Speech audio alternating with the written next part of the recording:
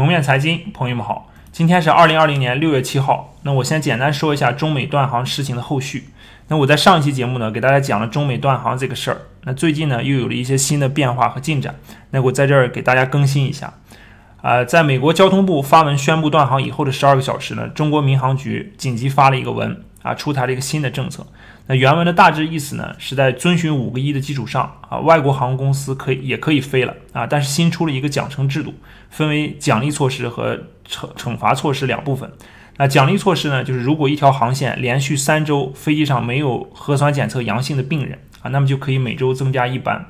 也就是每周2班。那惩罚措施呢，它不叫惩罚措施原文它叫熔断措施就如果一个航班上发现5个核酸检测为阳性的病人那就暂停这个航班1周；如果发现10个病人，那就暂停航班4周这个就叫熔断措施。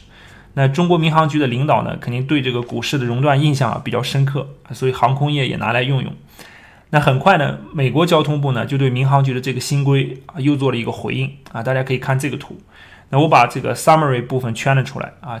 大家可以看到它取消了原先的这个对中国航空公司的禁令也就是不断航，但同时又发文表示每周只允许2个中国航班进出美国大家可能不知道现在这个进出美国的中国航班呢，一共有4个就是国航、东航、南航和厦航。那一下子取消2个以后呢，就剩下2个美国给出的理由呢是对等原则，因为目前美国申请复飞中国的航空公司呢，只有达美航空和美联航。那按照5个一的规定呢，美国每周只能有2个航班飞中国那美国强调这个对等航权嘛，所以就变成了我能飞2班那你也一样只能飞2班。所以在这个中美两国在这个中美航线上的这个撕扯目前最新的状态就是这样未来看看再有什么变化。接下来呢，我们步入正题主要说2部分。一部分呢是说一下美国目前的经济状况和反弹这个股市的反弹突破新高这个接近新高的股市的情况。那第二部分呢，就是说一下中国的3大城市房价的绝对值进入这个全球的这个前10这件事儿。同时呢，也兼顾讲一讲中国房地产的房价收入比和租售比这些情况。那我们先来说美国股市话不多说，我们直接上图它这个图呢，大家可以看到标普500从3393点的高位一路下跌到2191点下跌幅度达到 35.4%， 基本快接近 38.2% 的这个黄金分割位了大家做技术分析的知道这个黄金分割位很重要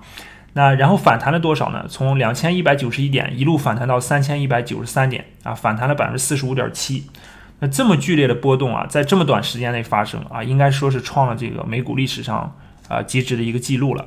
那我们再来看看纳斯达克指数。那纳斯达克指数呢，是从最高点的9817点一路下跌到6631点这里面经历了3个熔断。那下跌的幅度呢是 32.45%。那然后又从最低点的6631点一路反弹到9845点。那反弹的幅度是多少呢？反弹了 48.5%。那可以看到这个纳斯达克指数和标普500指数呢还是有点差异的可以看到纳斯达克指数呢是跌了 32.4%， 反弹了 48.5%。那标普500指数呢是跌了 35.4%反弹了 45.7%。那可以看到呢，整个纳斯达克指数的跌幅呢比标普500小反弹的幅度呢却比标普500大说明纳斯达克指数它里面有一些比标普500强势的多的一些成分股那这些成分股呢，它跌起来抗跌涨起来抗涨那毫无疑问，大家知道纳斯达克就是以这个科技板块著称的嘛。那很多的科技股在这次反弹中它又创了新高比如说这个我们耳熟能详的那5家科技巨头微软、苹果、谷歌、亚马逊、Facebook。那其中呢，苹果、亚马逊和 Facebook 都创了新高。那另外2个呢虽然没有创新高，但基本也接近新高另外还有一些其他的科技股比如说奈飞特斯拉Zoom英伟达这些都是创新高或者接近新高的股票那这个是整个科技板块。那还有一个板块创新高的公司呢也不少主要就是医药板块跌的时候呢非常抗跌，反弹的时候呢又创了新高你比如说医药巨头礼来、强生医药的诊断巨头雅培还有这个做这个降糖药物的诺和诺德，还有生物制药巨头阿斯利康这些等等。那最后还有一个板块呢，就是零售板块啊，主要是以 Costco 和沃尔玛为代表的这个消费零售股啊，也还行啊。但是它跟互联网和医药相比呢，它弹性差了点啊，跌的时候呢，它本来也不怎么跌，涨呢也就不怎么涨。好，这个是给大家简单分析了一下，就是指数啊反弹这么多啊，钱呢流向了哪些领导板块？那哪些领导板块里面呢，又是哪些个股创了新高啊？大家要知道，这个指数反弹45%啊，这不是一个小的幅度啊，因为个股和行业之间呢，它有巨大的分化啊。这个45%的指数反弹呢，意味着很多个股早就翻倍了啊，而且这是在很短的这个2个月时间里就发生的。那好，那我们回头再去说一下那5大科技巨头啊，大家看这张图，这张图呢是2019年底的情况啊，可以看到这5家巨头当时的市值合计占到标普500的18%。啊，但是现在的数据呢，反弹以后的数据达到多少呢？又提升了，达到了21%。那这5家的市值呢，目前加起来是5万多亿美金啊。我们分别来看一看。那微软呢是1.42万亿美金啊，苹果呢是1.44万亿，亚马逊呢是1.24万亿，谷歌呢是0.98万亿 ，Facebook 呢是0.67万亿。那把它们的总市值加起来是等于5.75万亿美金啊。大家看这张图。那这张图呢是各国2019年的 GDP 排名啊，可以看到这5家科技巨头的市值的总和啊，比这个日本啊，包括德国的 GDP 都还多啊。日本的 GDP 是这个5.2万亿美金，对吧？然后这5家市值的总和呢，同时也是印度、法国、英国啊这些国家 GDP 的2倍啊。你看他们都是在2.8万亿啊、2.9万亿这个水平。那可以说这5家这个科技巨头的市值的总和啊，可以说是富可敌国啊，一点都不夸张。那有人发现说，这个一不留神，印度呢，这个都跑到世界 GDP 第5名了啊，确实没错，印度确实现在就19年到第5了，那相当于呢中国2006年时的水平啊，可以说用不了几年呢，印度就会成为世界第3大经济体。那顺便说一下，截止到2019年呢，印度的人口呢达到了13.7亿啊，平均年龄呢是28岁。那我们再来看一下纳斯达克指数的这个总市值，截止到2020年5月1日啊，这个图里面大家可以看到，它这个总市值呢达到了15.56万亿美金啊。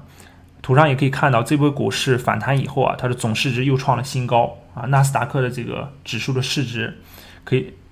大家可以看到啊，已经超过了除美国以外的全球股市市值之和啊。也就是说，纳斯达克呢，这个一个指数的这个总的市值就打败了美国以外全球其他国家股市市值之和啊。如果要用标普500指数来衡量的话，来比较的话啊，那这个市值占比呢，应该已经超过了这个全球股市市值的50%以上。好，这个就是美国股市的一些情况啊，可以看到美联储的这个洪荒之力啊，就是货币之水，它流向了资本市场啊，流向了股市啊，流向了科技板块和医药板块啊。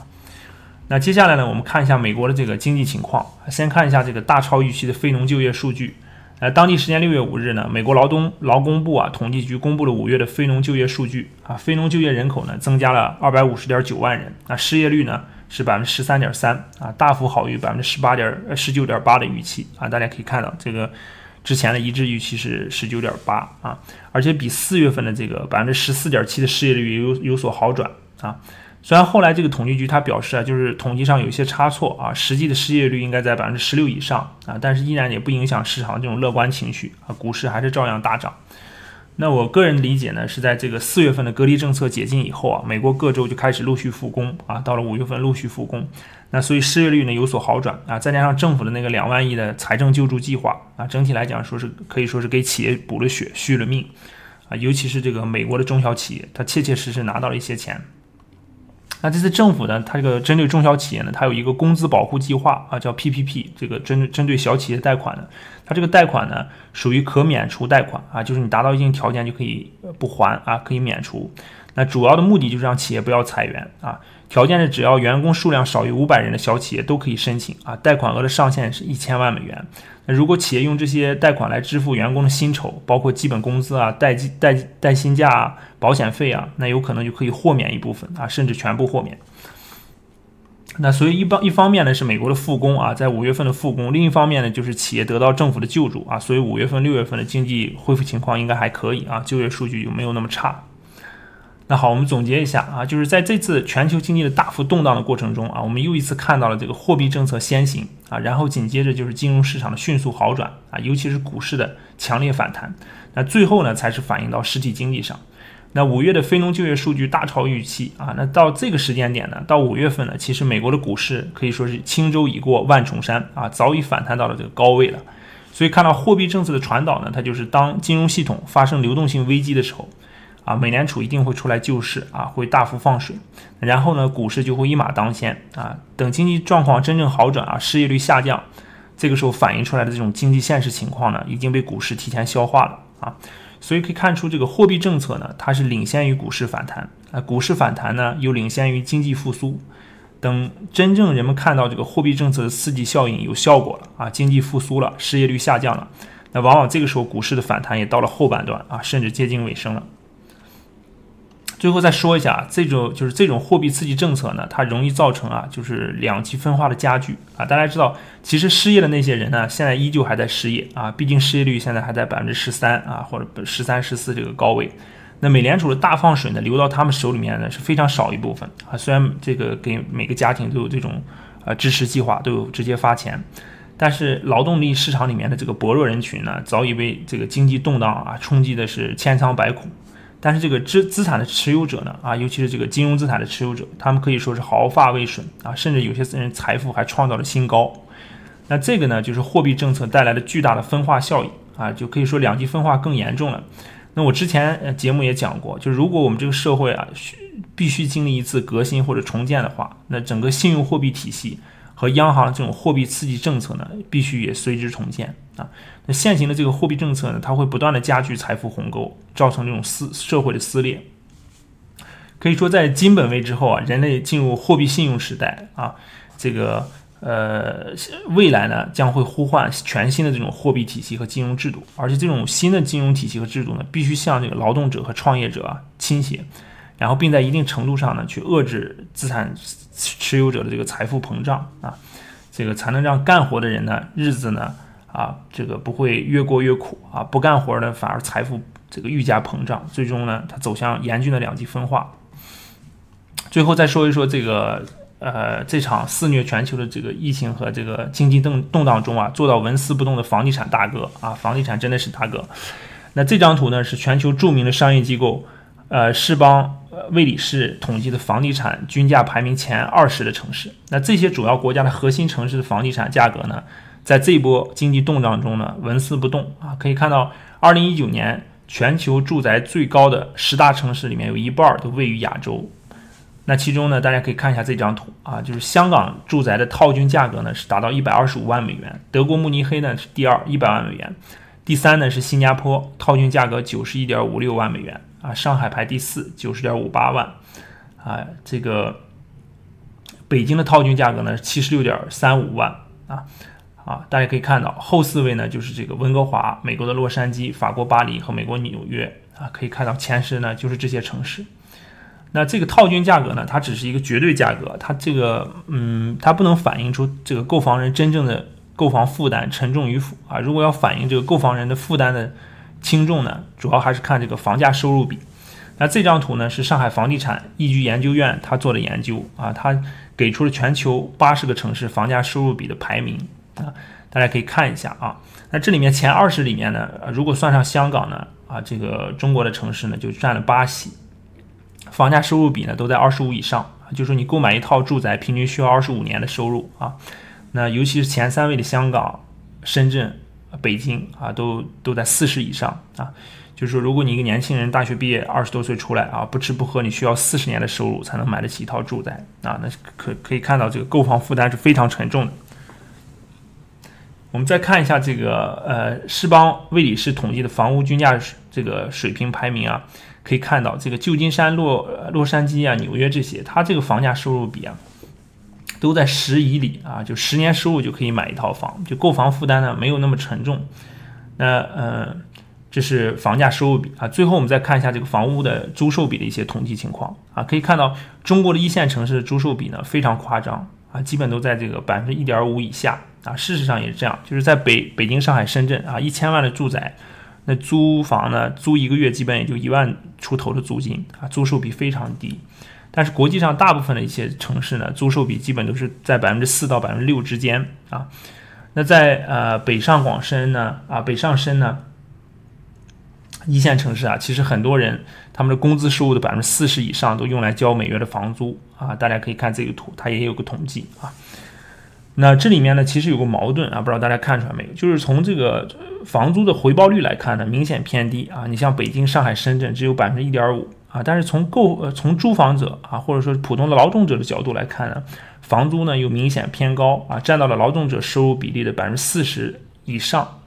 那这个矛盾呢，确实也是很现实的，就是说这个租房者呢这个努力工作，但是却付不起房租，而购房者呢花了这么大一笔钱投资啊，租金回报率却这么低。那其实这个矛盾呢，跟我上期讲的这个地摊经济啊和就是这个土地拍卖地王这个一起啊就是齐飞，是一个本质的问题。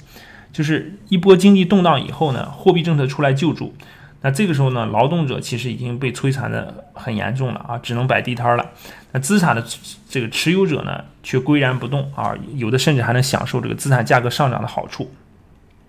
好了，最后呢，给大家总结一下，今天呢，给大家分享了2部分内容啊。第一部分呢是看到，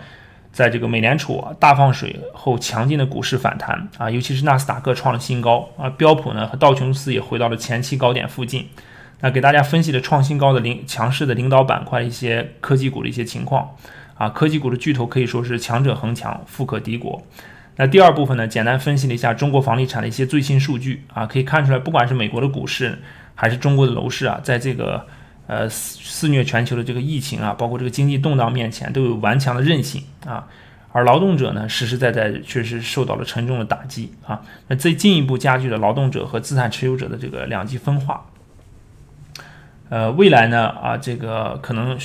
能呼唤一种新的货币体系和货币制度啊，这种新的货币体系和制度呢，必须能够充分的激励劳动者和这个创业者啊，不能再是这个一放水呢，资产就狂涨啊，劳动者就惆怅，这个整个社会的撕裂越来越严重。好了，今天的分享呢就到这里啊，大家随手点赞、转发、订阅，我们下期再见。